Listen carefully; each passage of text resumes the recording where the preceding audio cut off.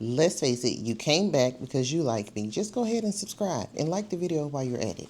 We are going to start off with Devin and Caitlin. This is Married at First Sight, Season 20, Episode 5. Honey. After the meet and greet, they sit down, they have a conversation. He said, I need more. She said, I'm going to give you more, but you got to give me time. I don't know you. It's only been 5 minutes. It's been like 4 or 5 days. They agree. She said, I like you. Just chill. He said, I like you too. They toast. It's over, right? Wrong. They go on some excursions and she thinking, they're getting closer. They're having a good time. He, on the other hand, like, she ain't even holding my hand. She ain't rubbing my back. She ain't doing nothing. So he's trying to find, like, he doesn't want to smother her. So he, at this point, he don't want to mention it again. But he's telling us, he's trying to find some balance. He's trying to find balance between, wanting to be a doting husband and Caitlin only wanting to be married during business hours. That's what he's trying to do. He wants a compliment so bad. If you ask for a compliment and somebody gives it to you, it's not genuine. Give her a minute. Let her figure out what she likes and what she does not like. Damn, oh gosh, he's so needy. He needs constant validation, and Caitlin is getting exhausted with the whole thing, and so am I. She thought the water park was so great. She thought they were getting closer. She really thought she was doing something. But he wants her in his skin after 6 days. Felipe and Tori. Was that dandruff in Felipe's hair when they were outside eating? And he was talking about how nasty his house is and stuff. I think that was dandruff in his hair. That would have turned me on off. And it was so greasy and oily and stuff. He said basically he is halfway to hoarding, and but he's cleaner when he got a woman around. But he hasn't lived with a woman. Well, he hadn't been in a long-term relationship since that girl he cheated on, so he don't really know if he can be monogamous. So he don't really know if he can be clean. Okay, that's what I said. But yeah, they still kissing. If anybody was wondering, they still kissing.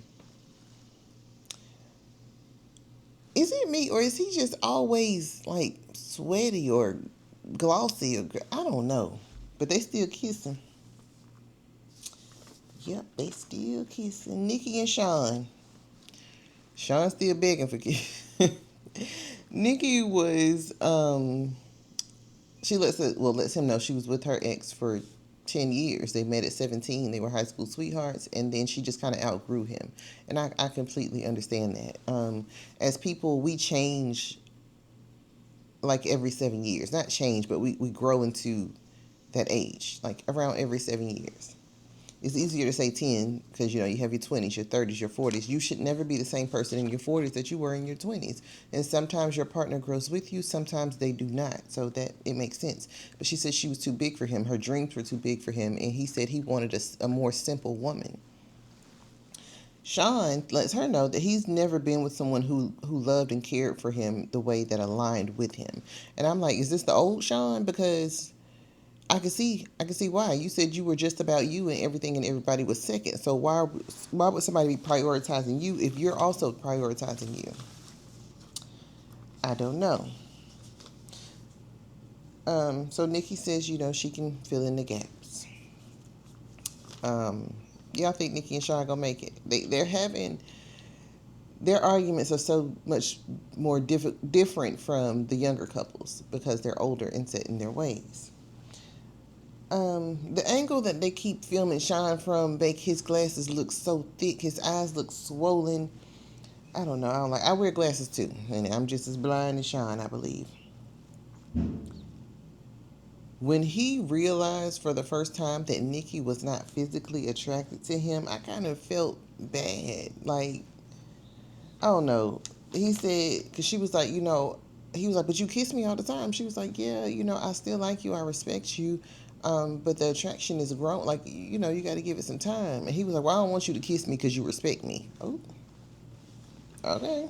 Well, I just want to kiss your ass no more again. Then he gets like in this, he's talking to production. He was like, no, I don't believe she's not attracted to me. She kissed me with food in her mouth. Okay, Sean. All right. That's not really a sign of attraction. That's just you still begging for kisses. He's trying to make it seem, when they're sitting in the jacuzzi or whatever, he's trying to make it seem like behind closed doors where the cameras aren't there, she's just all over him. And he might not be lying. I don't know, because she was like, no, that was one time. Like, she's trying to make sure that people know that this is not true. He's kind of in his feelings about that. And he like, if you don't want me, then don't talk to me. Go ahead and free yourself. Mecca and Belle. What is it with these men wanting to be spanked on the ass? Because Sean said that too. He was like, when I walk by, you can, hit me on the butt and stuff. I don't know. I don't know. I don't know. But anyway, so Mecca mentioned that too. Anyway, Mecca said he feels like she's more attracted to him than he is to her. That man said 150%. She's attracted to him 150%. And see, when you leave with looks and that's all you got, I think there is more to Mecca, but I think I don't know why he acts like this, because it didn't need to be said. If you're not 100% I don't even know how you measure attraction. Yeah, I don't know how you measure attraction. Either you attracted to somebody or you not. You can't look at somebody and say I'm 80% attractive to. And does that mean like you're attracted from the neck down, or like I don't know. But it didn't need to be said. If you didn't find her attractive or you didn't feel like you were attracted to her, you didn't have to say anything. Or you could have just said I'm not attracted. But he said it's like, realistically it's like 80-60. She's 80% attracted to her. I mean to him, and he's 60% attracted to her.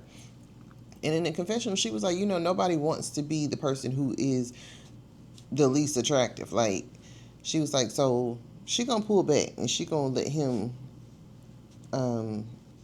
take the lead or whatever. Honestly though, Belle, what he's trying to say is that he looks better than you. He is comparing y'all's looks, and he feels like he looks better than you. That's a whole thing with some of these men. I ain't gonna say what kind. It's just a whole thing. I don't ever want to date a man that's in competition with me on looks. Okay. And Belle, you shouldn't either. This is him trying to humble her. There is this epidemic where men are out here trying to humble women that they want, women that they can't have, women that they do have. It's weird. So y'all, Cameron and Michelle might be on different pages. He lives in Portland. They're in Seattle this time. He lives in Portland, and he has to pretty much go where his job takes him. So this brings up questions when it comes to raising kids, because he's like, are you able to leave your parents? Are you going to be able to leave your parents? And she was like, I mean, I really like where I live. And when it comes to raising kids, I would want to be as close to my parents as possible, because, I'm going to need help. Kids are a lot. And he said, when are you planning to do that? Because, we're already talking about kids on day 6. And she said, I'm 34. First of all, your age is never a reason to have kids. Okay, being 34, being 40, like wherever you are in life, if you're not ready for kids, your age should not be in the. Like, you just met this man 5 days ago. You talking about you 35 or 34. Okay, and you don't have a man technically, and you just got married 5 days ago. You got to get to know him. You don't even know if you want to raise kids with this man. Hold on. She was like, well, I'm 34, but, because I have the fibroids, I'm going to have surgery, then I'm going to have to wait a year. And so it's a whole thing. So he lets us know that there are that's kind of scary for him. There are flashes of run. And I completely understand that. Michelle, this is just, this ain't got nothing to do with nothing. We gotta do something about this makeup. I don't know. The makeup combined with the singing of the words, it's just kind of like,